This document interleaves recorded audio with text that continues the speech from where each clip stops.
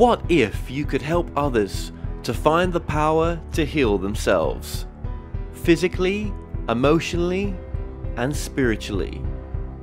When I started teaching my classes, it was in 2002, and I was just doing the past life regressions and contacting the subconscious part. But then as the time went on and we found how powerful this was and what we could do with it, a lot of the students began saying, you know, advanced past life regression doesn't really tell what it's all about. This is so much more than that. We think you should change the name. So it was a few years ago we decided to change the name to Quantum Healing Hypnosis Technique. And this is the healing technique that we've now been teaching it, well, since 2002, that's 12 years. What if you could time travel with them? Visit mythical places or angelic realms, other worlds, other galaxies. Help others to speak to their higher selves. You can.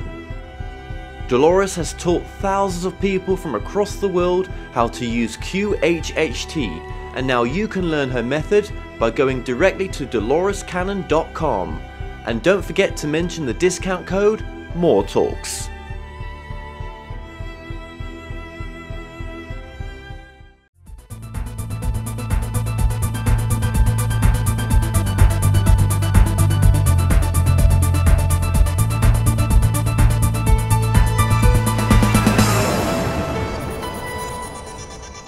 Broadcasting from the UK and across the world online.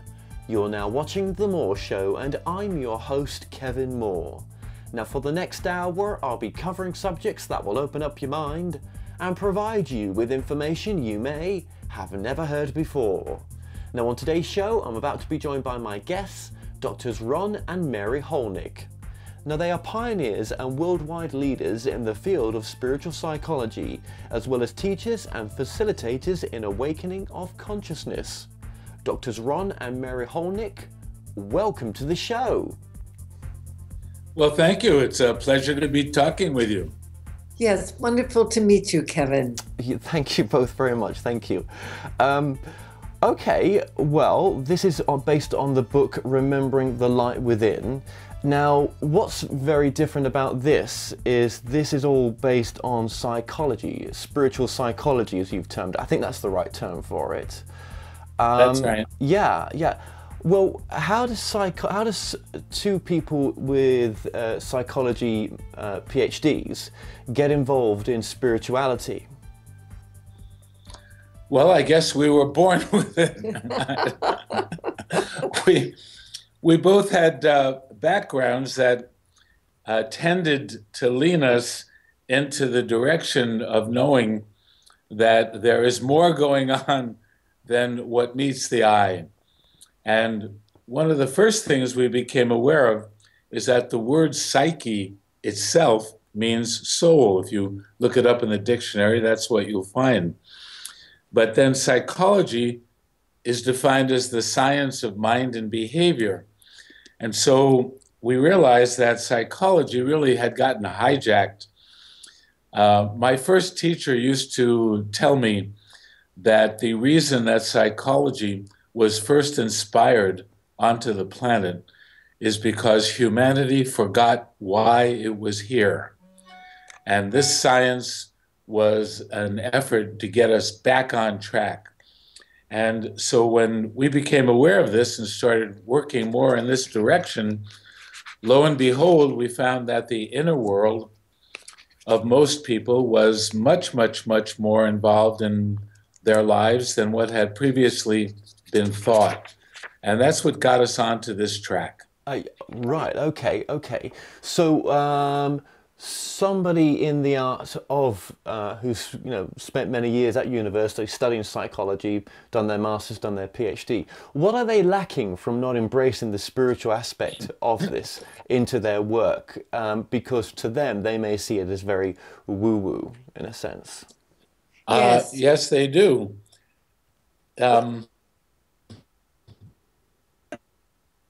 Experience is that psychology is a wonderful field, but it has been relegated primarily to the realms of the mind, the emotion, and in some cases, the unconscious. However, in our view, assisting people in awakening into their essential nature, which is loving, joyful, peaceful, creative,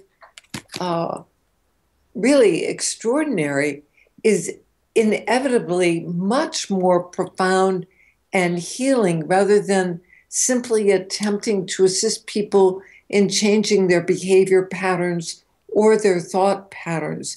If you can assist people in connecting with the authentic self, with their soul energy and essence, and flooding the areas of their consciousness where they are experiencing challenges, if you can flood them with loving, if people can learn to dismantle the misunderstandings and misinterpretations of reality, the limiting beliefs, and forgive the judgments, the levels of transformation that begin to occur for people are really extraordinary.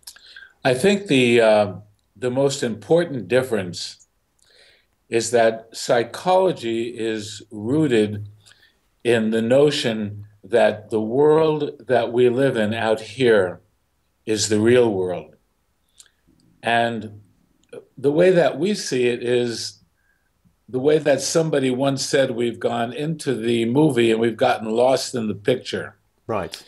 And so we don't realize that there's a viewer who is viewing the outer world, and it is not primarily what's going on in the outer world out there that is what's important. What's more important is why we are here in this outer world and what is our purpose, what will really give us the fulfillment in life that we don't find in this crazy materialistic world that we are operating in. Absolutely, absolutely. So, okay, let's just go back here a bit as well. And actually, just before we do, what has been how have your peers accepted the work that you're doing by combining the spirituality with the psychology? Well, there are some people that are drawn to it, and there are others who I think probably find it actually offensive. And but for, one of the things that I've noticed over all the years of working in the field of psychology, and for the last 35 years, spiritual psychology, is that many people are drawn to the profession because they yearn to heal themselves. And I would say the profession is moving more and more in the direction where there are more credible people who are embracing the spiritual aspect. Part of it, for some people, they begin with mindfulness. Some of them have mystical or spiritual experiences themselves. And so I would say there's a trend in a more open direction, at least with some. Absolutely, absolutely. I want to get back to this point where we're at now, but just going back even further, because we've only got 51 minutes, right? And thank you for what you've both shared so far. What was your background like in a sense of your upbringings and stuff? I mean, was there any sort of spirituality in the beginnings as well for both of you? Or Yes, well, definitely for me, my father was a pastor, and so I grew up in a home environment that had a strong spiritual emphasis, an awareness of the innate goodness of each person. Just a very loving, supportive, and encouraging environment. And so for me, I think it was a very natural continuation. Mine was a little different. I grew up interested in UFOs and ESP and all of that kind of stuff. So I kind of came in the back door.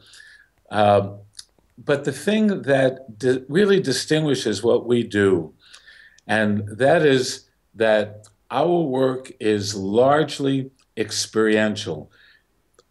We work and have been at the University of Santa Monica for the last 36 years or so. And this is unlike any other university because, as you well know, you go into your classes, you sit there, you listen to lectures, and then you respond with answers on a paper where you determine the degree to which you know what was being told to you. So that is totally a mental approach. In our classes, 90% of the time is spent in experiential work. So we have certain processes and certain skills that we have people do in trios, and they rotate roles in the trio, and they're not allowed to make up anything. Everything has to be real. And so they do these things, and lo and behold, they have these experiences very often that they've never had before. And so they realize that they've opened up into another dimension that we call the spiritual dimension or the spiritual perspective, that they were not taught to conceive that way. They were taught to conceive mentally and emotionally. That's how we were all brought up. So actually, you could say then that after all the years of doing the work that you've been doing, that you're a facilitator in the sense of helping people awaken to who they truly are by sort of embracing the consciousness side with, you know, the human side as well, and not just, you know, getting rid of the ego, but kind of meeting it halfway, would you say? Well, I would say that we reverse the roles. For most people, the ego is in charge, and the spiritual side is what's been called a still small voice within.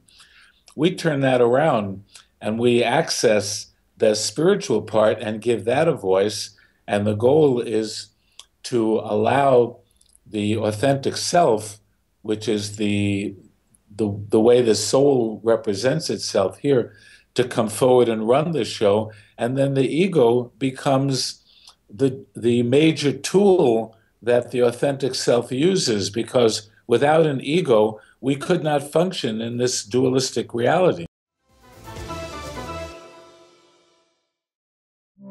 The More Show connects personal development, metaphysics and consciousness tools for transformation, empowerment and awakening. Please support this independent show so Kevin can continue to bring you the most inspiring and alternative interviews and videos. Go to www.themoreshow.com/donate. You can also support The More Show through Patreon by going to www.patreon.com/themoreshow. Or you can make a quick and easy donation from PayPal using paypal@themoreshow.com. My name is Courtney Amundsen, and I offer private channeled readings to help you to connect with your soul and your divine purpose. You see, it's so beautiful because what I'm offering is to help you to step into your empowerment and your inner teacher, your inner divinity. And this is such a beautiful experience because it's coming home to your true self. It's unveiling what already is you. And in this place, you can live in guidance, you can live in freedom, you can live in your authenticity. So if this calls to you, you can book a reading with me at morechoice.com/Courtney. So thank you so much, and I hope that you join me soon.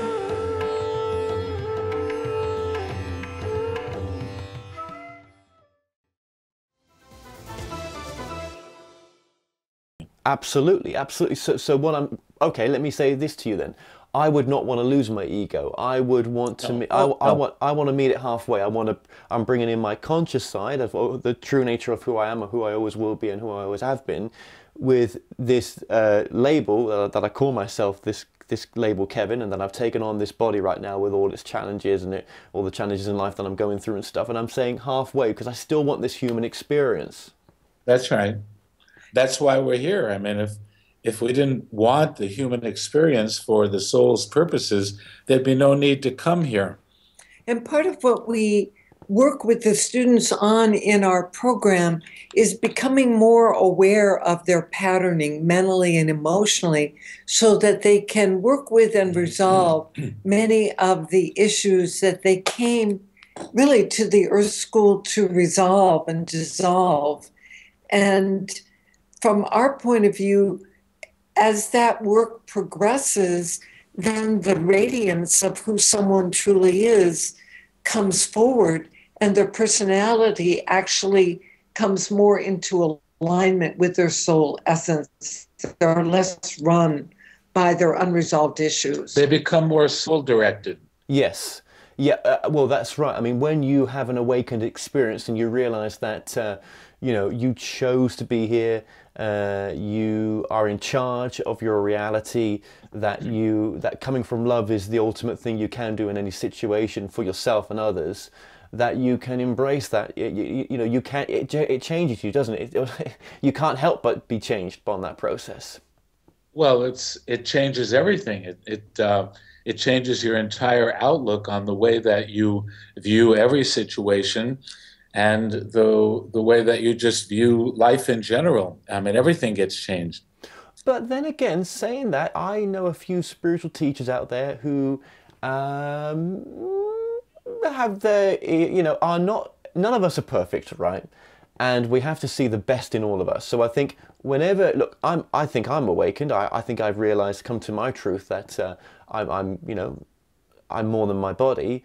But that doesn't take any of the crap away. Sometimes it's all still there. You know, even the spiritual teachers that I know, they're Mardy bums, some of them, do you know what I mean? They're not the nicest people, but that's not to say they haven't done some fantastic work. What I'm saying is, even being awakened and doing your courses and reading all these books, you know, you still got yourself to face. Absolutely. But what we have found, or I should say, and what we have found, is that the more that we embrace and actually practice what we preach, let's call it, the more that we enter into these techniques and teachings and live what it is that we're teaching others, the more that stuff just fades more and more into the background. There's always something there, or you wouldn't be able to maintain a body. But we have found that we can really, I mean, just totally change our lives by embracing this kind of way of being and learning how to work these principles and practices. Right, okay. Well, thank you for that. Yes, absolutely. Well, maybe some of the people I've come across then, without any judgment, because I love them all, right? Maybe they've not embraced a lot of their teachings, but they are very good at bringing the teachings out, not so great at living the teachings, right? Sometimes. Yeah. You know, and I think it's so important to separate the teacher from the teaching. Oh, that's a good point. And yes, and to not expect them to somehow represent some kind of perfected human being. As Ron was saying, anybody who holds a body has to have a certain amount of unresolved material inside of them, or they wouldn't be here. However, our work with the students indicates that people really do have the capacity to resolve and dissolve many of the issues that they came to the Earth School to really heal. And that is really a beautiful process. And for us, compassionate self-forgiveness is really so profound and operates like a cosmic delete button.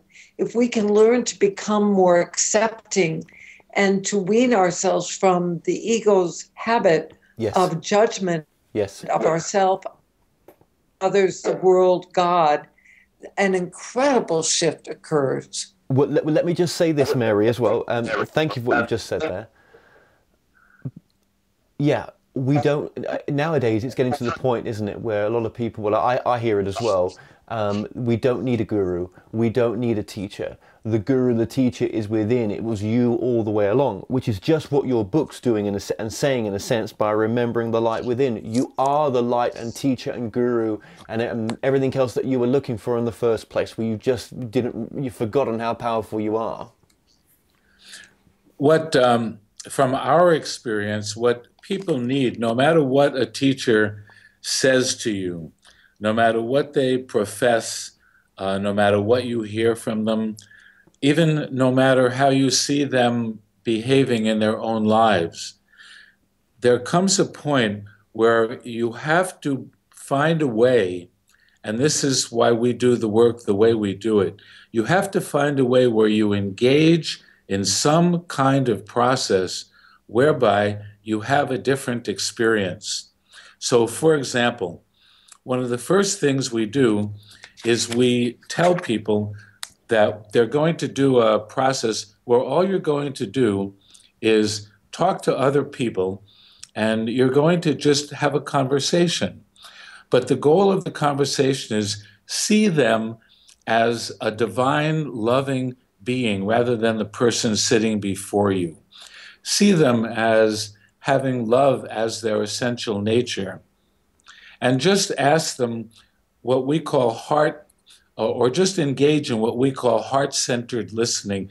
Just listen to what they're saying, not trying to understand it, not trying to make it right or wrong, but just hearing their perspective. And we go around and one person shares and one person listens, and the other person is what we call the neutral observer. And they just observe, but they also see the other two people in this way. And then we switch roles, and then we switch roles again. We might do this for a half an hour or even longer. And at the end of it, we say to people, how many of you're sitting with people you've never met before, you don't know them at all, yet how many of you could say or would say that at this point in time, you feel closer to them, you have a greater sense of intimacy than what you had when you started? And almost 100% of the hands go up.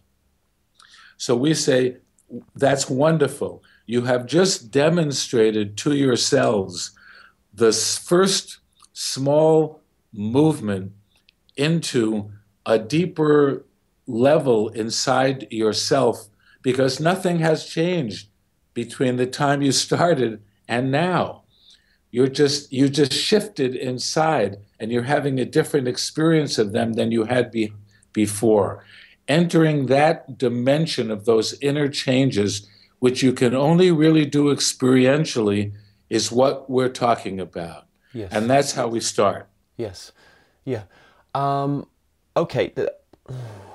There's something I really want to ask you there. Oh, I'm going to ask you anyway. Look, I wanted to get just to sort of summarize the book and just talk about the teachings, well, not the teachings, but the courses you're doing as well. But just with what you're saying there, if I want to, after I've left a course like yours, which sounds absolutely amazing, by the way, what you've just explained there is a beautiful way of just getting us to see each other and the divineness within each other. And Christ, I mean, if the world took that on overnight, it would be changing overnight, yeah? Oh, goodness, Yeah. yes. But, I walk away from a course like that. I walk away from whatever course I'm doing or whatever teaching I've just heard on YouTube or whatever it is that I was meant to hear at that moment, right? But life still tests you, doesn't it? It still, Yes. you every moment you're going to be tested. And how do you keep yourself going mentally? Maybe is the answer, if you're living on purpose, in purpose, doing what makes you happy, doesn't have to be what's going to be you're doing in the next 5 years or 5 days, but whatever is making you happy now, that's enough. That will keep you going. Well, I think it's very helpful to the degree that you are awakened and you know your essential nature and you know what you're here to do.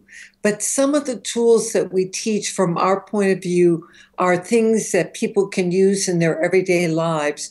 We talk about the power of choice, and especially what we refer to as the mother of all choices, and that is the choice to take responsibility for what's going on inside of us. Right. And in other words, when, how can I say this? The biggest challenge that we find is that people are running around and they're going, I am upset because, and then they blame it on something going on outside in the world. I am upset because.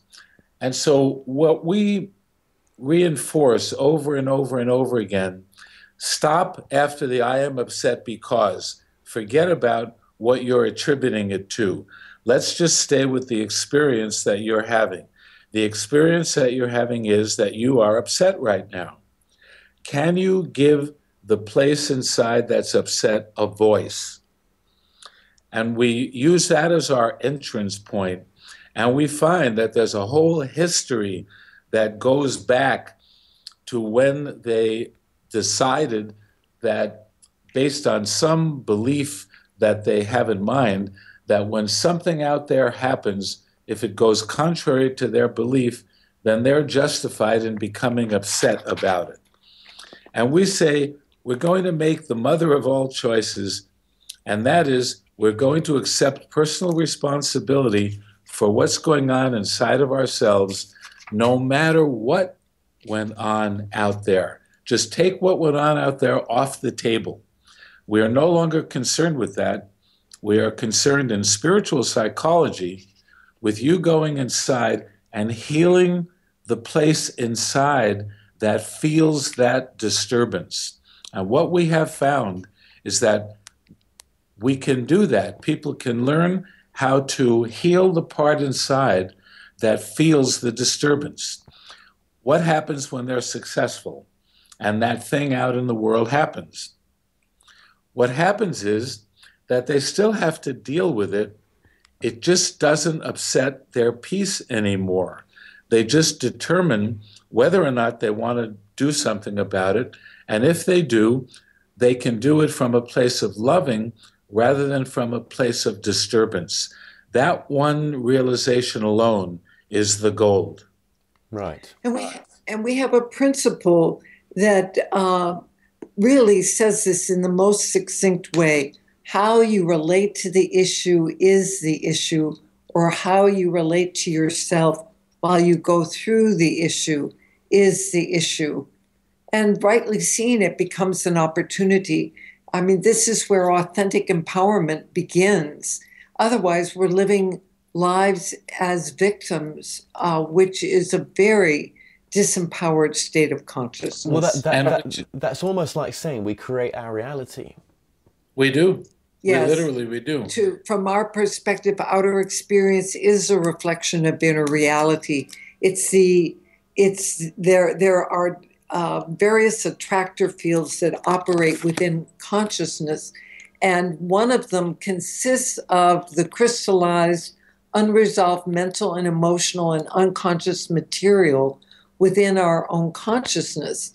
And we will draw to us people and experiences that are in resonance with that unresolved material, that crystallized material in our consciousness. And so, yes, we do, in fact, create our reality. And the soul does that. It does that because it needs to draw these kind of experiences to us in an effort to get us to learn how to deal with them in a more effective way. So it's in that sense that we do literally create our own experience. Yes, absolutely. Thank you so much for that as well. It's encouraging to hear what you're saying. It really is. And why the book now? Why this book now, Remembering the Light Within? Well, this book came about in an interesting way. We had created an online program. It had been successful, and the director of online education at the University of Santa Monica, where we work, and I were talking about, well, what could we offer next to the people that had completed it? And we decided we would create a little offering called 33 Days of Awakening. We set about it, we did it, it was very fun, it was well received. And then we have known Arianna Huffington, the former editor-in-chief of the Huffington Post, for over 30 years. And we were having dinner with her one evening and her sister. We were just catching up with each other about our lives. And when we mentioned the 33 Days of Awakening program, she became very interested in it. She decided she would like to offer it to a segment of her readership, which we did. Over 20,000 people from 138 countries signed up for that offering. And when that completed, I was aware that the material could be translated into a book. Wow. And so I sent the offering to Reed Tracy, the CEO of Hay House, and he responded right away saying, Mary, we would love for this to become a book. And so then we set about expanding the material, dimensionalizing it. Every chapter has at least one practice and an intention that the readers can use. Yes. One of the biggest pieces of feedback we got was, hey, you guys, this material is so rich, it's impossible to do these things every day. We can't do this every day and then the next day do this and think that we've actually mastered it. These things take time. That was when we were doing the 33 days of awakening. And so we realized that, well, we started to turn it into something. We thought maybe, well, let's go to 52 weeks and I'll have a week to do each one. But as it progressed, we realized that it was going the other way, and it got down to 26 chapters. And so we recommend if people could do one of these chapters and stick with it and do the practice that's in there for a 2-week period of time, they could do that for a year. And I defy anyone to do that for a year and have it not positively change their life. Yeah, it's great material, and yeah, I mean, all the right people have just fell into place. But then you could say it was all meant to be. Do you know what I mean? It's and you could also say you created that as well. So yeah. No, we have no illusions about who we're working for. Well, yes, because your work is, again, like I've probably kind of said in a roundabout way, to helping people awaken. In a nutshell, yes. Yeah. I know it's deeper than that, but I'm just saying that's what it's, helping people to find their true, authentic voice. Now, getting it. Oh, by the way, your website is www.universityofsantamonica.edu, and there they can learn about the programs that we offer at the University of Santa Monica. This summer, also, we're doing a weekend workshop called Loyalty to Your Soul. That really is a beautiful introduction to spiritual psychology, to the principles and to the soul-centered basic skills, and gives someone not only a wonderful foundation of tools that they can work with. The weekend itself is very, very healing. And many people go on then and enter the 10-month program, which is called Soul-Centered Living 1. Right. And can anybody from anywhere in the world take these courses? Yes, we've had people from all over the world take the courses. We have graduates from many different countries, and which is part of what's so beautiful. People come from all around the United States, and we have many international students that travel. Right. Okay. Wonderful. And there is a website for the book as well. Yes, ronandmaryholnick.com. That's a beautiful website. I checked that website out earlier on. It's a really well put together website. So yeah, we'll be putting both those links up on the screen periodically, as well as the book. And also you've got some other great books as well. They'll be coming on. So all right. Well, getting into the book as well. There's some beautiful chapters here. There really is. Well, where should we start? Well, okay, this is an important chapter 4. I'm going to just go straight to that. Heart-centered listening within yourself. I mean, isn't that so important when we're not sure which direction to turn in, or we're not sure what we should be doing, or whatever it is we're pondering a decision on? We can just listen to our gut feeling sometimes, can't we? That inner voice. Yes, we can. And it's so important. It's so important for people to slow down, to have time in the silence, to move beyond the voice of the ego in their mind, which the ego very often likes to create dilemmas. But when we go deeper inside, there is a place of true wisdom and knowing. And heart-centered listening, attuning your awareness to your heart. We like to speak of it as listening to Channel K-Love. It's like you go into that state of consciousness, and you can do it pretty simply by just closing your eyes and following the rising and the falling of your breath. There are mantras we sometimes encourage people to use to assist them in shifting into that place of peace and love and wisdom inside themselves. Things like God bless you, I love you, peace be still, and so on. And at that deeper level, there is a different operating system where inner knowing is truly available and the wisdom of your soul can be accessed. Yes, yes. Thank you for that. Thank you. That's so important. I think that's such an important message. And you also mentioned the term in the book, I found this interesting, spiritual scientist, becoming a spiritual scientist. I'm always one for mixing the spirituality with science. Yes. What are you referring to in that term? Well, you know, as you well know, the essence of the scientific method is that you pose a question and then you see the way things are now, and then you do something differently, and then you see the nature of the results that you get. And you compare the two, and that gives you the basis for what you want to do next. But the thing that the physical sciences have in place, one of the rules is that the data has to be public.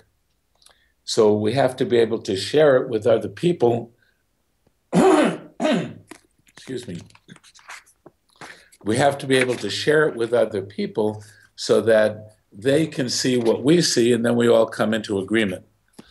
Well, if we simply let go of the criteria that the data must be public and realize that it's just as valid for you to take the very same approach, set up an experiment that has to do with the way that you see things, and decide to try something different. It could be inner or outer, and then do that over a period of time, and then observe within yourself what the changes are.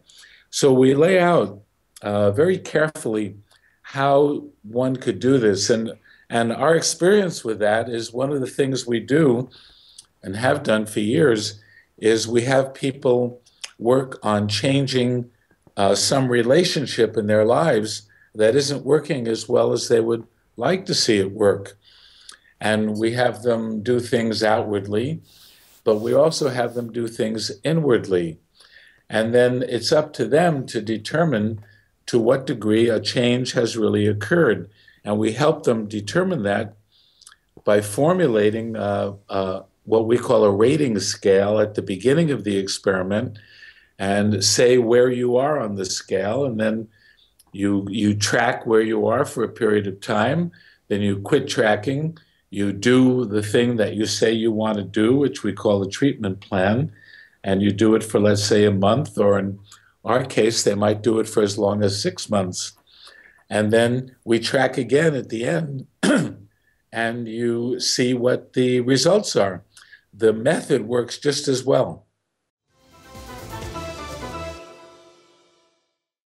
Hi guys, my name's Kevin Moore and I'm the host of The Moore Show. Now it's my purpose, my passion, my mission to help you guys become your greatest version. Now you might be looking to find answers on love, connecting with your life's purpose, reuniting with a loved one on the other side, discovering your past lives, or just helping you make sense in finding your direction. Now, as a multi-dimensional channel, I can connect with higher aspects of yourself to help you in this present moment to become your best version and live your most empowered life. Now, you can book myself for a reading by going to tmspsychics.com/Kevin, or you can get a reading from one of my many gifted team of readers. The More Show Psychics, helping you transform your present moment to the most loving and happiest it can be. Now, I also offer a full money back guarantee, so what have you got to lose? Empower your life today.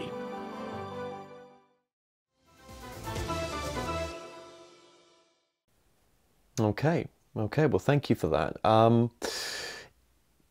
I've got a few other chapters I'd like to talk. Is there any sort of chapters that sort of stand out to yourselves that you might like to just to touch upon as well?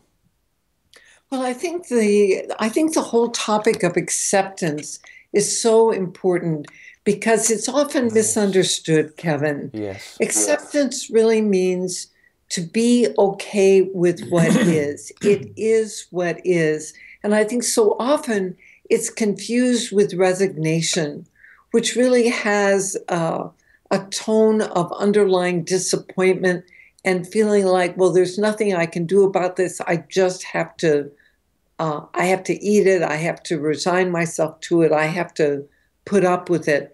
But true acceptance is so liberating, and it really means to to observe what's going on with neutrality rather than an emotional charge, either positive or negative.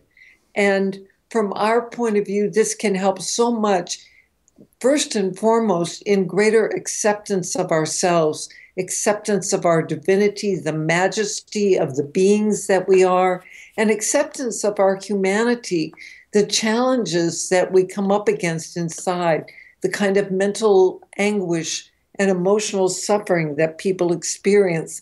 And of course, a huge opportunity is the area of becoming more accepting of others, because part of what we work with the students is in discerning and recognizing the difference between the soul essence in themselves or any other person and their behavior. We can modify our behavior, and we can still relate with ourselves in a loving and respectful and compassionate way. And the same with others. We can separate their behavior from whom they are. And of course, with what's going on in the world today, I think so many people find themselves in a great deal of disturbance and judgment about what's going on.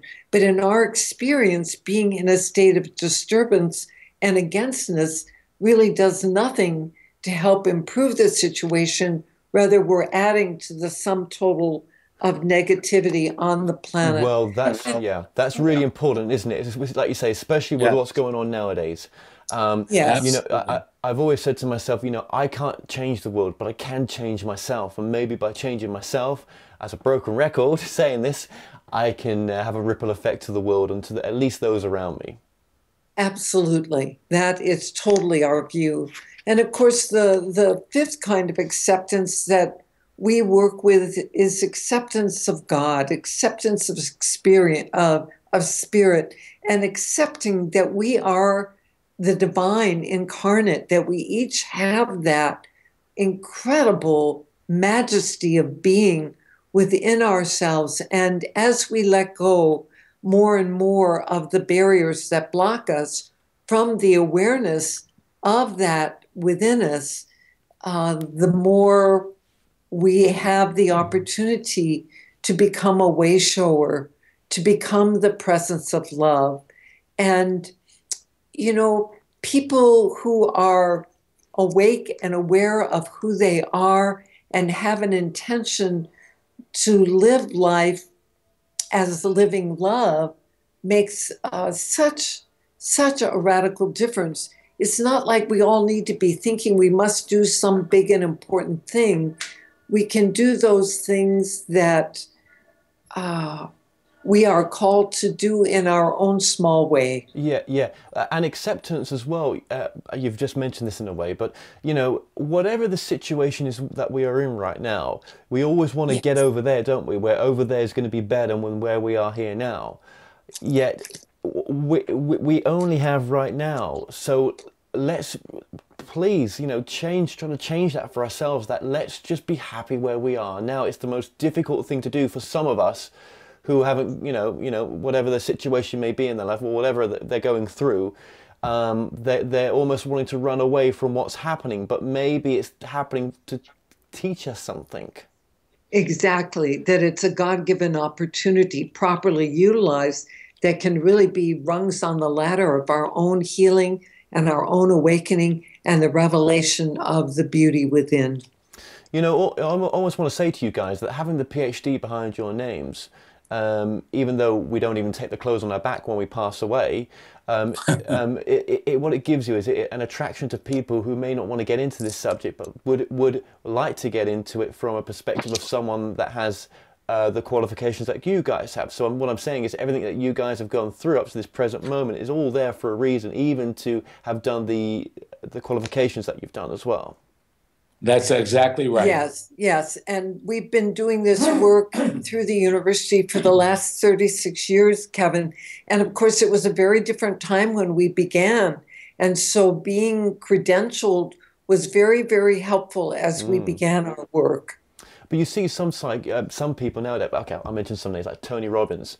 Now he's kind of very much into spirituality and psychology, even though he's not, doesn't have any degrees under his name. But he is, when I watch his documentaries, I watched one recently, I'm Not Your Guru, it's on Netflix now, and he is tapping into his higher self. When he's helping people heal, or whatever he's doing at the conferences, he's tapping into or tuning into that greater part of him to help the other people. Yes, I think there are so many people who, regardless of their quote-unquote academic qualifications, have done sufficient work within their own consciousness so that they are aware of the presence of spirit within them and become a conduit for that spirit. I mean, one of the things that Tony and his wife Sage do is they bless and they bring spiritual energy present as they do the blessings. Yes, absolutely. I mean, I could see you guys at conferences. I don't know why. I could see you guys helping a lot of people that way in the future. I don't know why. But I mean, I know what you're doing now is so important. But I'm just saying that there's so many roads probably that this work is going to take you down, and Yes. you're still writing your story, as they say. Yes. Yeah. In the book as well, because obviously we're getting near the end here right now. We've just got a few minutes left, but you've got the C word in there, and I'm just interested what that word was. Yes. Well, I think we'd all like it to be chocolate. Well, I was thinking, is it the can't word, or as in can't do this, or am I skating on thin ice there? The C word for us is commitment. Right. And so many people find themselves reluctant to commit.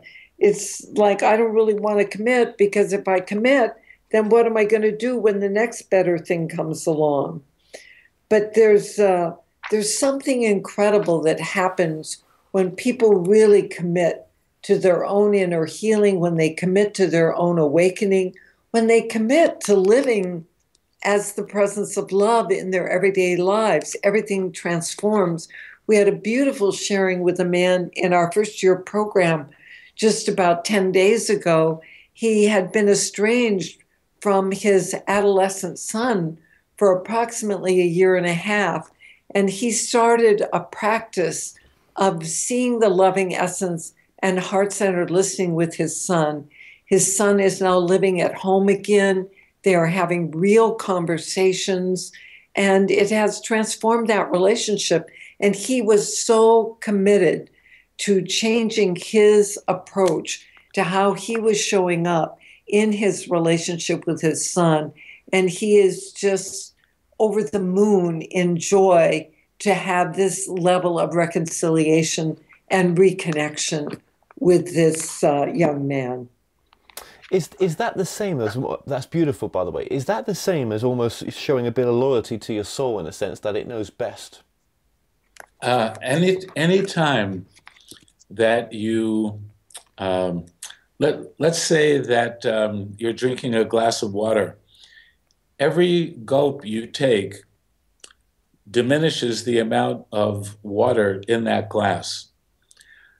Similarly, every time that you let go of one unresolved issue inside yourself, or any time you commit to start doing more heart-centered listening with yourself and with others, or just seeing the loving essence, recognizing that everybody that you see, no matter what they're doing, no matter how you see them involved, what you're really seeing is a soul that is using a human experience for the purposes of its own spiritual upliftment and growth and learning and evolution. If you walk around and see everybody that way for any period of time, it's going to change your life. Yeah, absolutely. I almost want to ask you a question, like, what does this, I mean, we've kind of asked you this before, but what does a life look like that doesn't embrace that compared to a life that embraces that? Or is that saying there's a wrong and right, which actually there isn't? Everyone's at their own level of awakening. Everyone is at their own level of awakening. The only thing that changes inwardly is and that's experientially for each person, is the degree to which they walk around in the world at peace or at war. It's a continuum. And people who are very upset, righteously so, of course, are walking around in a state of war. They don't understand that they are adding to the sum total of negativity that exists on the planet. If you heal the issues inside yourself, you are literally transforming your own consciousness into its true essence, which is peace. Then you walk around in a peaceful place inside, and you see everything from that perspective. You realize that everything serves spirit. There's nothing going on here that doesn't. There's nothing really wrong going on here. It is all serving the human evolution. It's why we're here. A person who really moves into that level of awareness, their lives cannot help but be changed because they just see things differently. It just is a whole different way of being. But you have to come to it experientially, because if you just come to it in your mind, you won't really get there in the way that you will if you go at it experientially. We shared this with the Dalai Lama once, and he turned to a group and he said, I am learning from these people. You should all learn from these people. The key is, it's in not the understanding, in the experiential realization of it. And that's what our goal is. Yes, that's such an important goal to be able to realize it. Sorry, Mary, one quick thing. Well, and we have to be, and if someone's point of view doesn't fit us, so if it's someone coming from a religious point of view against what we're saying right now, well, if it's working for them, and if they're coming from that peace that we've found from the ideas that you're talking about, which I totally I'm with you on, then you have to accept that that's where they're at, and if that works for them, that's perfect as well, as long as I suppose they're not trying to push their truth down your neck, and you're not trying to do the same to them. Exactly. It's so important to respect everyone and their process. There's a Rumi quote that we just love: out beyond ideas of right doing and wrongdoing, there is a field. I'll meet you there. And from our point of view, each person's process and progression is to be respected, to be honored. And, part of what we love about the programs that we offer is that we attract students from all different types of religious and spiritual backgrounds and paths, and that our work is very universal and respectful of each person's individual spiritual practice or beliefs. And what can I say? From our point of view, one thing that we all have in common is our essential nature, which is loving. And we all have in common an ultimate spiritual destiny that we will wake up into the awareness of that love eventually. Yes, and let me just add one thing as well. I mean, don't you feel that there's a big pull to be both doing what you're doing right now, especially in the times that we live in right now? I don't think there's any question but that we're living in a very unique time in the history of human evolution that has been foreseen and talked about before. It's a huge change. In the Eastern philosophy, it's referred to as a yuga, which is about a 25,000-year cycle. And we are the ones that are living that bridge. So it's not surprising that there's so much, let's call it negativity, surfacing on the planet at this time. It's surfacing because, from our point of view, it is in the process of being released so that we can all step forward into the next level of our evolutionary phase. Yeah, and you know, I feel so. It makes me want to just keep going down this path of helping people awaken, because there are some times when doing this work you're like, oh God, you know, wouldn't a normal 9-to-5 job be so much easier, right? But then with what's going on in the world, I'm like, you're born at this time when all this is happening to even push you further into this work, because that's what your soul wanted. And what a great time to be born into at a time when you're trying to, you know, come up with your own truth as well, or even to enforce your own truth as well. Exactly. And it makes you just want to go and help people more. I mean, I know there's people that come on my show talking about, well, you've got to help yourself first before you can help others. And there's others that say, well, you've got to help others first before you can help yourself. You just got to come to what's right for you, but to know that actually love is the only answer in any situation. I think I'll just sum it up by that. Yes, yes. Well, and from our point of view, service to others and service to self go hand in hand. Service is a path through that many people awaken spiritually and grow spiritually. And at the same time, we have a big emphasis not only on service, but also on the inner work, the resolution of issues, the things that we came to the planet to heal. And we also came with gifts that we're here to share. And so it's beautiful when people can share them through service. Yes, absolutely. Well, we're almost out of time here, so I'm just going to ask you both the same question, if that's okay.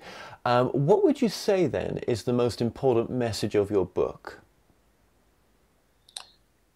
The most important message, I would say, is I'd really pose a question. Have you come to the place where you are ready to let go of the suffering and awaken into your true nature, your essential nature as a loving being? And if you are, then let's go. What I think one of the most important messages of the book is that there are practical tools available that can assist people not only in their spiritual awakening, but also living a life that's more in resonance with their deepest heartfelt yearnings and dreams. And that living a life awake to love changes everything, and it is possible. Not only is it possible, actually it's our destiny. Oh, guys, this has been a beautiful interview, and it's just so nice to hear the work that you guys are doing, and just, you know, the role that you're playing right now. I hope our paths cross one day in America. I would just like to say, Ron and Mary Holnick, just thank you so much for joining us today. Thank you so much, Kevin. It's really been a pleasure. Thank you. Well, we've come to an end on today's show. Don't forget that you can listen and watch all our past interviews on the More Show's official YouTube channel. Remember to subscribe to our YouTube channel for new daily shows. You may also find out more on all past and upcoming guests by going to themoreshow.com, and do like us on Facebook and Twitter for the latest updates. So until next time, Be safe.